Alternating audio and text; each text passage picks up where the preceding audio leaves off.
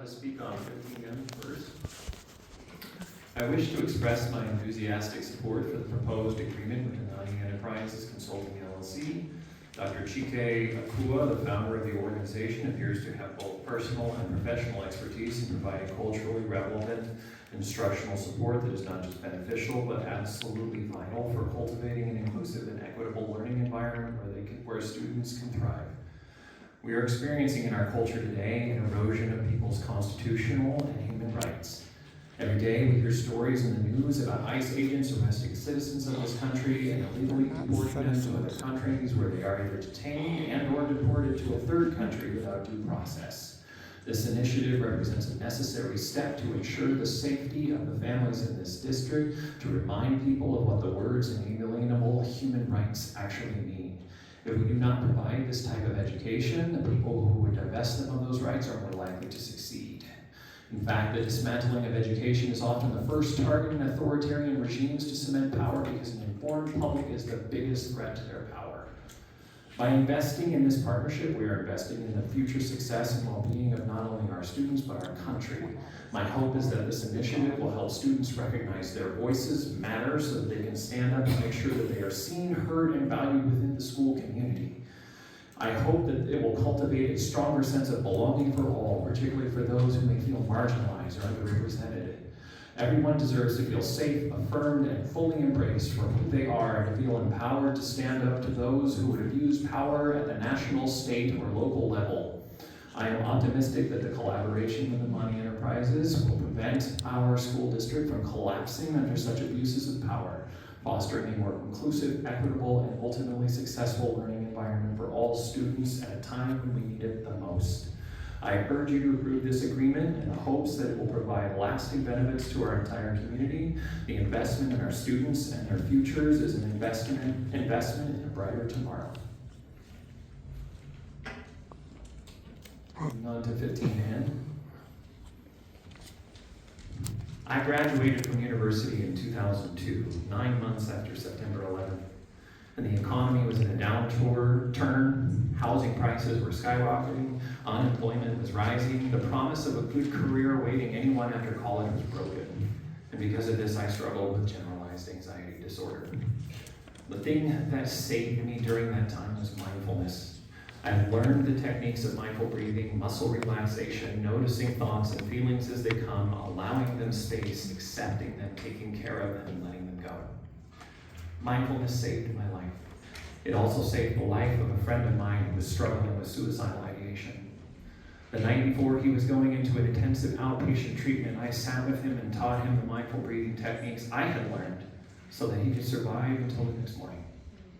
He and I are still alive today because of these practices. Hard as it is to believe, the times we are living in today are more stressful than they were even 20 years ago. The millennial generation of whom I am a part was the first generation to face the very real and likely possibility that their quality of life would be lower than their parents. Many of the kids, teens, and young adults in the generations that followed have lived with that very real possibility since birth. Their anxiety is real. Their stress is real. And the least that we can do as the adults who are there to support them is to give them the tools to manage it. Moving on to 15O. This one is actually a question. I would like to better understand the purpose of this particular partnership with ProCare Therapy. And the reason I'm requesting this information is because earlier this year, the school district cut funding that was necessary to keep school counselors on staff. Counselors who had personal relationships with my child and my family, who benefited us immensely, are no longer employed. To save money, many districts are employing outside companies whose employees are not invested in our students. These agencies often have high turnover, making it challenging to provide adequate support to services to students. If my child has a mental health issue, I want the counselor to be someone who works at the school where my kid attends, not someone they are seeing on a computer screen for the very first time. I want someone who knows the school, the teachers, the administrators, who can offer lessons on positive parent and anti-bullying strategies. If this agency can provide that personal touch, I'm all for it. If it's a situation where we're replacing meaningful mental health support services to our students with a model more like the one we see with Kaiser Permanente, then I think the district needs to seriously reconsider its priorities and what it means to quote-unquote empower our students. You could please clarify the intent of this policy for the community here, I would very much appreciate it. Could you? Would you respond to that? Because that was a request for a response. Do we have somebody who could respond to this? It's not stated by law, but not applicable. But it is a situation where we don't know whether it's one where we're replacing school counselors, or we're, or we're supplementing it, or that sort of thing. I would ask that the board not vote on it tonight if they aren't even clear what they're voting on. Moving on to 15B, P, as in Paul, the special education evaluation services. Really quick, I just want to clarify, it's, the items that you're speaking to are in section 12, not 15. Oh. Well. Just wanted to double check. Thank you. As a parent of a child with special needs within the school district, I unequivocally support the proposed agreement with Dr. Robert Morris. The cornerstone of an effective educational system lies in its capacity to identify and cater to the diverse learning needs of every student. Comprehensive special education evaluations are not merely procedural, they are fundamentally crucial in accurately pinpointing the specific challenges and requirements of our students. Given the challenges that my family has faced to acquire services and the Trump administration's recent dismantling of the Department of Special Education, I feel it is urgent that the board do what is necessary to ensure that every student have access to a free and appropriate public education. Early intervention is paramount.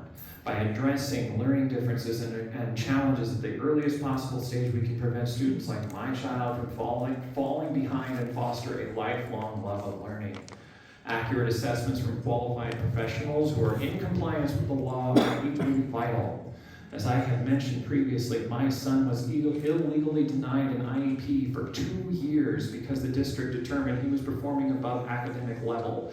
This despite him having sensory meltdowns in the classroom and despite him having an autism diagnosis, which the California Supreme Court has determined qualifies a student for an IEP regardless of academic performance. Given the autism diagnoses have increased in this country, not because of vaccines or aspirin, but largely because parents are having children later in life due to socioeconomic pressures, it is imperative that we provide students with special needs the necessary support that they need to succeed in school. I firmly believe that this agreement will serve as a catalyst for creating a more inclusive and equitable learning environment for all children like mine within our district. By prioritizing comprehensive special education evaluations, we are sending a clear message that every child matters, regardless of their background, identity, or learning style. And this commitment to inclusivity will empower students who may feel marginalized or underserved, ensuring that they have the resources and support they need to reach their full potential. The federal government is doing its level best to gut special education programs, so it is up to our local school districts to ensure that every child with special needs can succeed. By investing in special education, we're investing in the future success and well-being of every student, and by extension, our entire community. Thank you.